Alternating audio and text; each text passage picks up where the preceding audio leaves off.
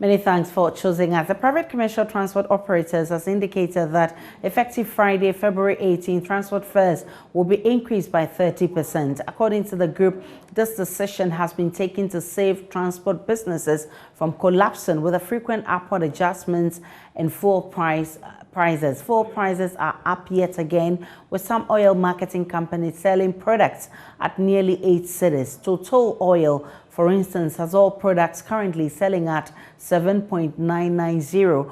Goil and Shell are yet to adjust their prices.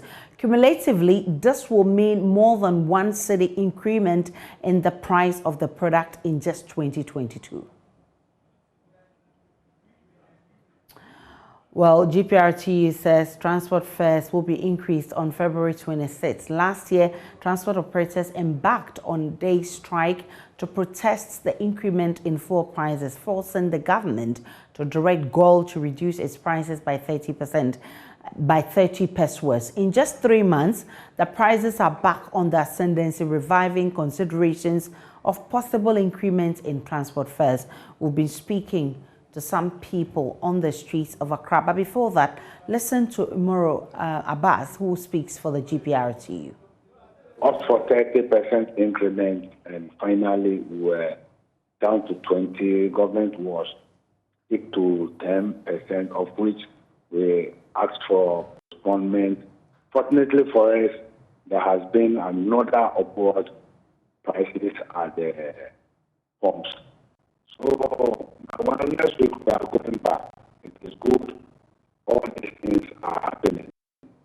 So I believe when we get back, we will get a very good price for our people. Don't forget that we think about our industry and think about the passengers as well.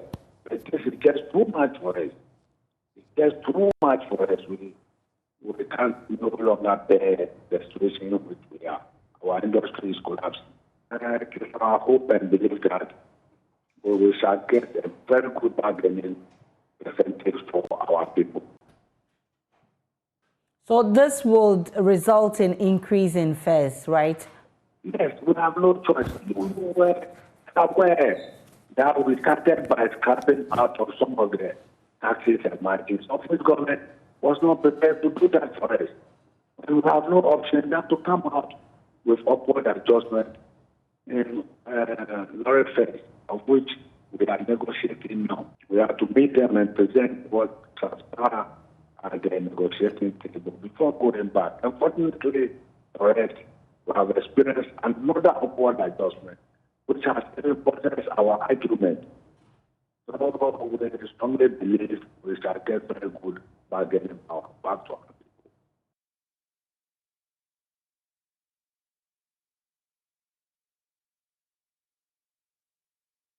Let's read excerpts of a statement that has been released by the transport operators. The private commercial transport operators, with immediate effect, they say from 18th February, we, the members of private commercial transport operators, wish to inform commuting public of a 30% increase in transport fares with immediate effect. Members are therefore directed to implement the increase from tomorrow, February 18, without further delay. This has become necessary to save our transport business from collapsing with the frequent upward adjustments in fuel prices.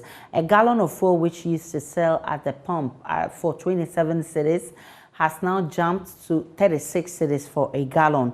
As the public may be aware, government and the coalition of private commercial transport operators are still engaged in a marathon negotiation for increase in transport fares. While we, the operators, are calling for 30% increase in transport fares, government has put on the table 10%. As a result, the negotiation ended inconclusively and is expected to continue tomorrow, 18 February. Sadly, before the scheduled meeting with government could take place, fuel prices have been increased by about 30 pesos per litre. Now, a litre of fuel at some of the major filling stations are being sold for 7.990 and is signed by Charles Danso, who is chairman for the Ghana Committed Drivers Association.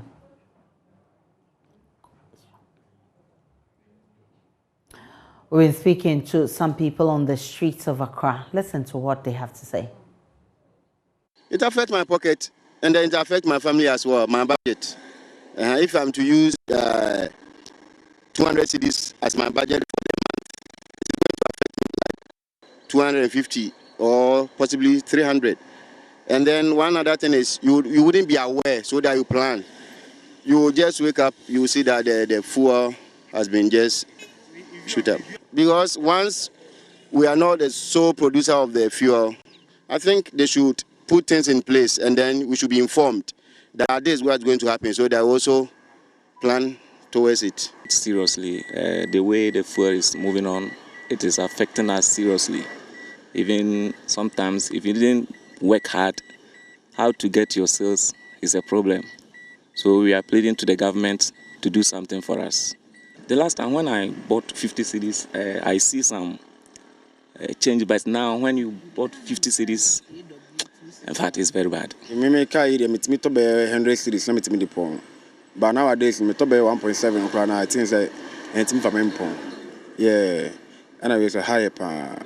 My management, it's nowadays, me to manage my class like I used to do in previous. And why manager, I need to manage my share fee. First, me top petrol, 2 gallon, cram it in the air for the whole week. But I say, I scan one day. Me talk rana and drew 2 weeks in the week rent me for me. See how to anasa, Ts Rena, Ophobi near so now charging a no soon.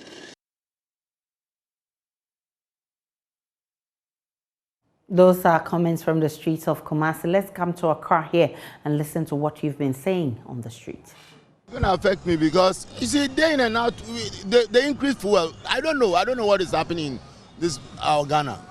Day in and out, the increased fuel, I don't know. So it definitely, it's like, it affects me a lot. Okay, so in terms of transportation problem and all that. Today, this morning that I had a free car, so I didn't feel it too much for today. But when I'm going back, BAMS I have to take car, and these things are increased. He has to immediately, because it's too much. It's too much. So that is it. Yeah. All right. Because the passengers will talk if you charge them, they will talk because the fuel prices is too going far this time around. Every week they are increasing the fuel prices, so we can't get money to save and to do some things. So it affects us other ways, reduce the fuel price for us, because it will affect us every other ways. It will affect us every week. They increase the fuel, so it's not good for do that. Every day they continue to increase these fuel prices. And this morning when I came, see how I've bought a fuel like 500, but it's not full out to the extent that I used to buy fuel. So I don't know what to do, and we don't know. Even everybody is complaining. Everybody is complaining. Even our boss too are complaining about this fuel matter. So we don't know what we want to do so that the government. So we are trying to plead to the government. It should make something about it so that we can see that everything. It's actually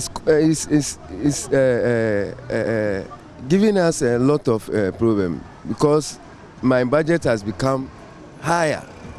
The increment, because of the increment, so it has become higher, and I can't do anything about that. Oh, this time if you go work, you don't get anything because of fuel increment.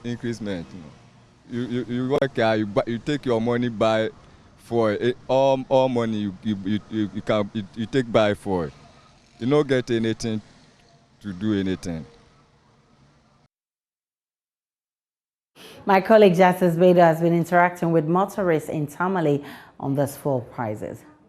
I'm currently on one of the busy streets in one of the upmarket neighborhoods here in Tamale. And here, unlike many other parts of Ghana, people have a lot of use for fuel because of the nature of the roads and the distances between the communities and the areas, a lot more people use motorbikes and tricycles. And so you have people who elsewhere in Accra, for example, be needing to travel in public transport, everybody has a motorbike. And so you have people who come in and then buy fuel almost every day. You have people who spend like 10 cedis a day, 20 cedis a day just on fuel, because they have to transport themselves around on motorbikes. And so these people have even more need for fuel, and for such people it is tough times, because they're having to deal with the rise in fuel prices, and then also having to deal with its ripple effect on the cost of other things. And so for people in Tamale, a new increase, a new announcement of fuel prices this morning, it's a big deal. Almost every day I use fuel, and then the consistent increment of the fuel, especially from last year December till now, has a lot of effects on our lives, especially so that we have so many families to take care of, and the economic hardship in the country too. We don't generate a lot, and we have to spend a lot, especially on fuel. Even those who do not even use motorbikes or cars are suffering because of the increment, because it has a ripple effect on everything in the market. Market women, if you are going to buy something now, it has increased because people complain that transport fares are going up and all those things. So it has affected almost everything in the market. And since we go to the market to buy things, we go to pay school fees, and then we still buy fuel, we suffer it double. And so I think something must be done to bring down the cost of the fuel, so that it will be affordable to the average Ghanaian citizen. I use fuel every day, because I have my own motorbike that I use to go to work and to go to farm. So I use fuel every day, anytime. And of late, the fuel prices or increment have affected my budget in going to my workplace or farming, because I also use my motorbike to if you like, convey my food stuff from farm, and it's become very difficult for me to do so in a long period because of the increment of fuel prices. Executive Secretary of the Chamber of Petroleum Consumers says if government does not take bold decisions to cushion the Ghanaian consumer, another fuel price increase is imminent by the first week of March. I do think that the finance minister ought to sit up and do a lot better than he's doing. The fuel price increases, you would find the commercial transport operators complaining. I heard yourself say now you are even scared to go to buy fuel because of the numbers that we are registering by the day. But you know, the one to be hardest hit by eventually, it will be the government itself. Perhaps it takes time for them to realize this. But if you want the single largest consumer within the economy, right, it is the government itself. To operate office of government machinery, to operate the very large ministries that we have, the department agencies, to operate the judiciary, as well as the legislature and all other places that will probably need to support with fuel for their functioning or functionality. You could understand that if these V8 were probably paying 500 million Ghana cedis for the year, right, because fuel was 5 cedis a liter. Today that we are almost at 8, the government would need to spend at least 800. If assumptions were to be equal, it means that it will cost the government overall much more. Again, government contracts, projects, and businesses, right, would all go up simply because we have now become, how do you call it, spectators. Those within the policy space that should be contemplating how to manage the fluid situation have gone to sleep. The challenge is what you described. It's a Pyrrhic victory. It would sound like, oh, we need money. So we are collecting every revenue that we can get, both the taxes at the pump and then the windfall revenues that is accruing simply because you also have crude prices at present hovering around $95 a barrel. Whereas in the 2022 budget, government projected revenue for our crude exports is $62.5 a barrel. Right. So there's a big gap on there in excess of $30 a barrel currently. And government, and for that matter, the finance minister may want to think that he is getting excess revenue that he can use for other things. But you see, that is where he will get it wrong entirely. Over the year 2021, our recorded values for these windfall revenues because of pricing being around 75, 80, 85 for most of last year. Angry beneficiaries of the Nation Builders Court today hit the streets in demand of the immediate release of their allowances, some of which have been in arrears for almost a year. Government in 2018 launched the NAPCO program to provide temporary jobs for some 100,000 unemployed graduates. Though the program was discharged in November 2021, an extension of the service period of the trainees has not been followed with the necessary financial commitment.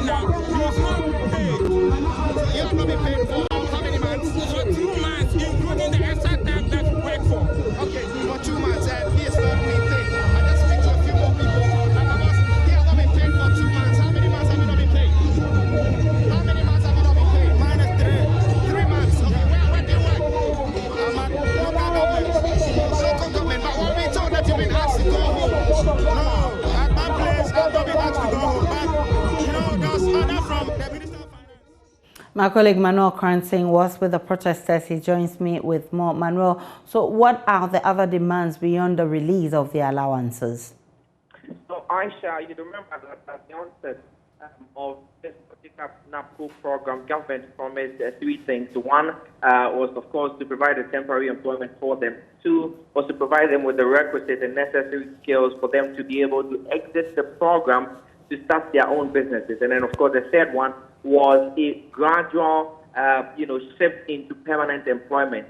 For now, the trainees say all three of these promises which were made to them at the onset of the program seem to have landed on rocks. But the very first one of temporary employment, having their allowances in arrears of up to 11 months, close to a year. The second one, which is the provision of skills training and so on and so forth, is also not moving. And the very final one, which is provision of permanent employment for them, they say is a charade because not any one of them has been provided permanent employment within the government system. They are demanding that all these promises, as were made to them ahead of the implementation of the policy, and indeed at the height of the 2020 election, a promise which got most of them, according to them, to vote for the incumbent President Nana Akufo-Addo. They want these promises to be fulfilled, Aisha. Did they present any petition, and who received this petition? Indeed, all these requests and demands they're making were culminated into a petition which they presented to the Secretariat of the Nation Builders Court. Incidentally, and quite ironically, the Independence Square, which in 2018 was the venue for the inauguration of this particular policy, was today the venue where they made their plea and presented the petition to the NAPCO Secretariat. The petition was received on behalf of the CEO, Dr. Ibrahim Manyas, by Alhaji Baba Barrison, who is one of the administrators at the Secretariat. And he's been assuring the utmost commitment of the Secretary in considering the demands made through the petition. Manuel Cranting is our man following this protest for us. The lack of bed space at Ashanti Region Only Referral Hospital with its attendant strain on health delivery is giving rise to concerns about progress of work in 5 major health facilities at various stages of completion in the region. Facilities at the Konfanochi Teaching Hospital, Kumasi South and Mensha hospitals are overstretched, while stalled hospital projects at Sewa, Fari, Konongo and Fomena could provide a total of 1,850 bed space. The recent death of a 7-month-old baby at Kat due to the no-bed syndrome has got residents questioning the slow pace of work on these health facilities. Love FM's Erastus Asaridonko has more.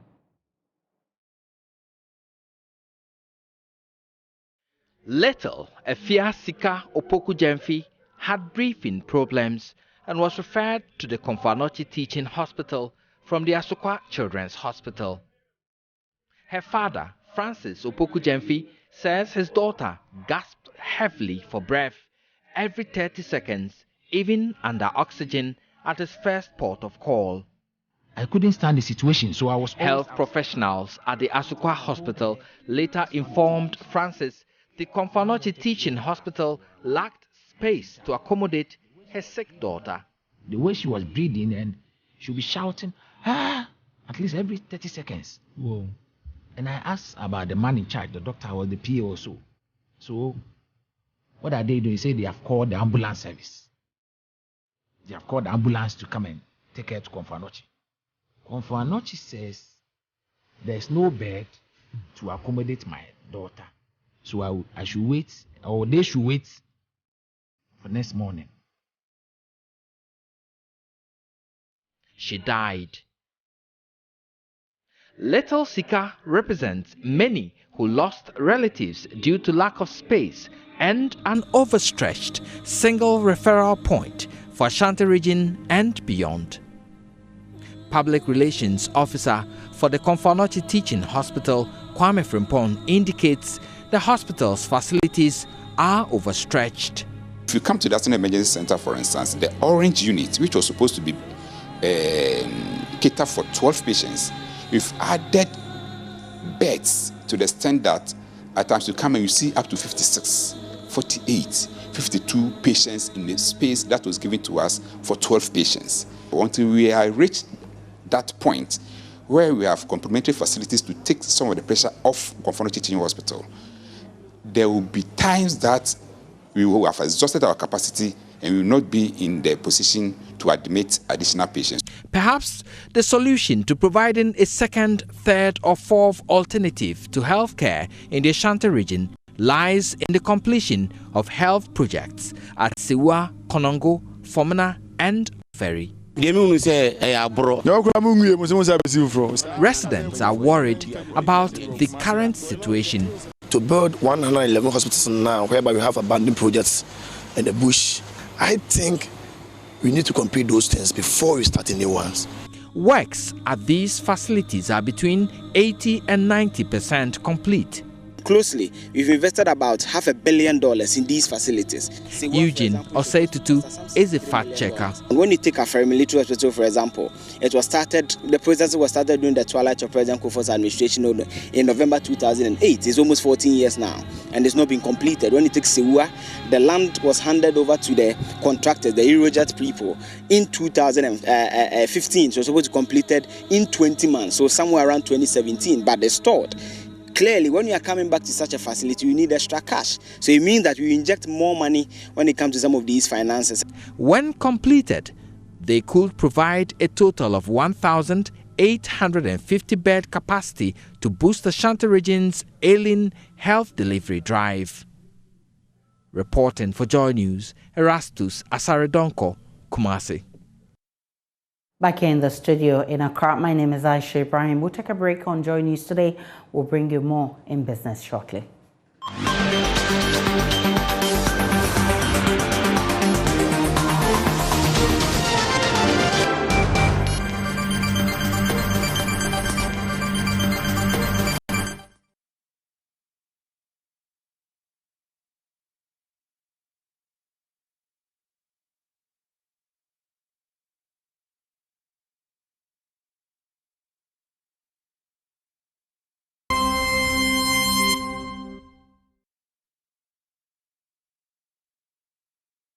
Hi, good afternoon. Welcome to Business. My name is Darryl Kwao. Some farmers have accused banks of refusing to fund agribusinesses. According to the president of the Sweet Potato Value Chain Association, Emmanuel Daket, the banks lack understanding of the importance of agri-financing to the economy. He believes that the lack of enthusiasm by banks to support producers of orange-fleshed sweet potato is hinged on government's lack of interest in the crop. He spoke at the sweet potato multi-stakeholder meeting. Players along the orange-fleshed sweet potato value chain have criticized government for the lack of support for the sector.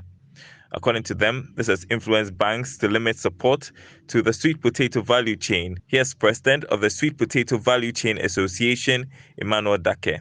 We've been to the Ministry of Agriculture. We are trying to engage still. We are saying this crop is an orphan crop.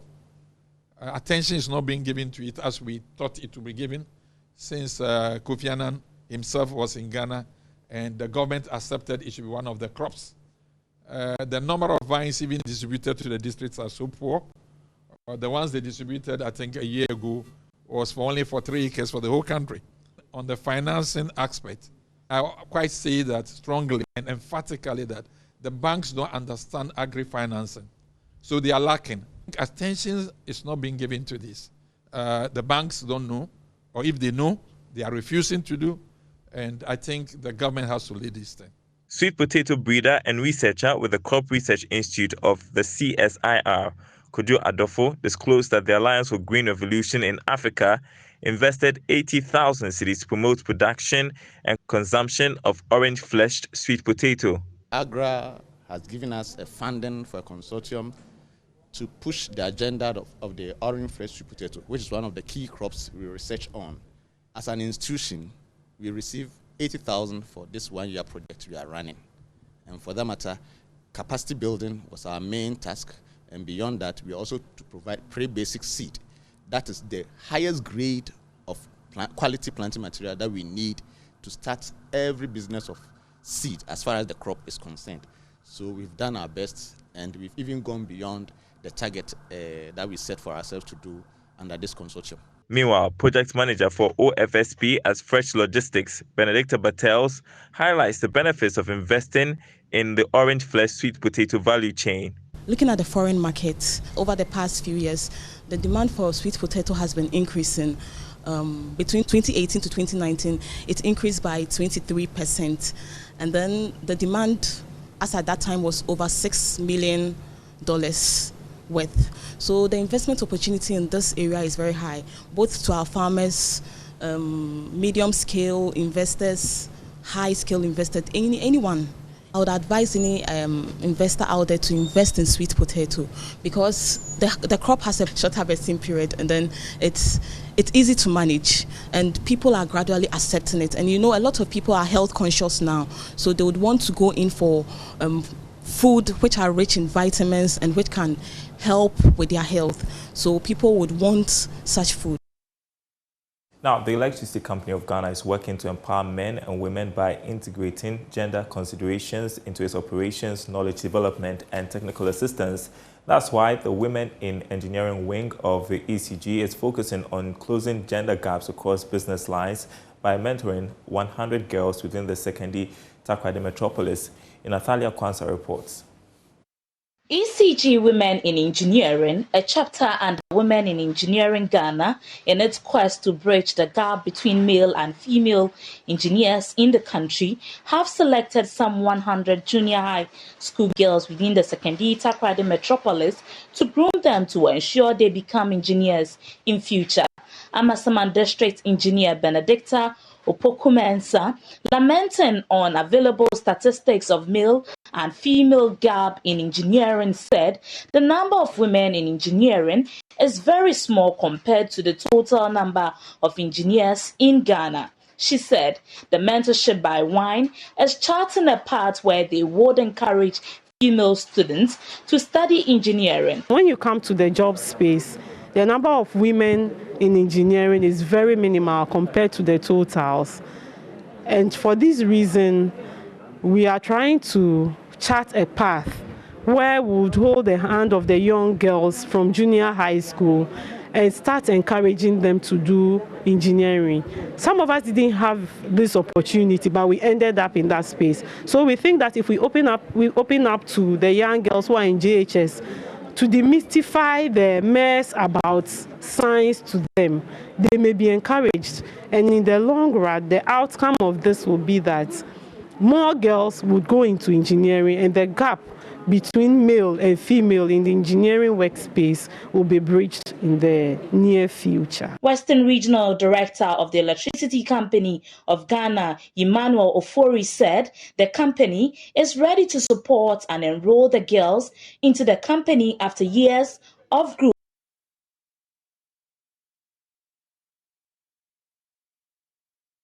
All right, that report filed by Inathalia Kwanzaa. More news on our website, myjoyonline.com/business, including Ghana Airports Company appointing Pamela Jamson Tete as the new managing director. That's it. Coming up next is sports. Don't go anywhere. Time now for sports. Enjoying news today with me, Muftau Nabila Abdullah, ranking member on Parliamentary Select Committee on Sports and Culture.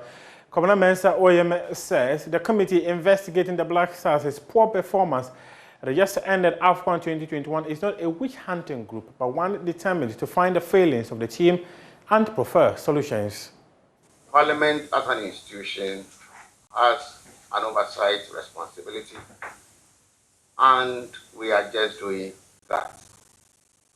We are not carrying this out also with special budgetary allocation where we will be taking so much from the taxpayers' money for special purpose such as this.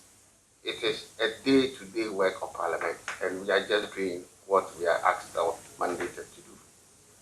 And so we think the talks out there is not to go play other propaganda so that we lose the particular focus for which we are here. What we are looking for, as Riley said, is to look out for what went wrong without going after anybody. And we are also minded that not too long from now, we are supposed to play a crucial game. A game that will enable us to participate in the World Cup, Qatar. And so we will want that cohesion, togetherness, and the spirit of the nation behind our Black Stars, who I believe may be preparing one way or the other towards that very important game. We have that in mind. And I can assure you, we will do what we are asked to do and submit reports to the plenary. And I'm sure at that stage, Mr. Speaker will direct subsequent what he deems fit.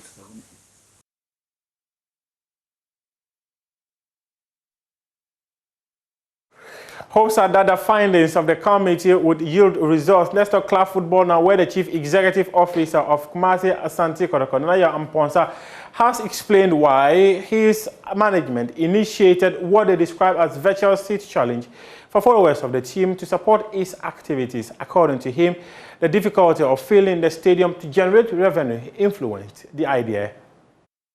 It's difficult if you look at the current situation where government says only 25% can occupy the stadium, which is 10,000 for Baba Yara.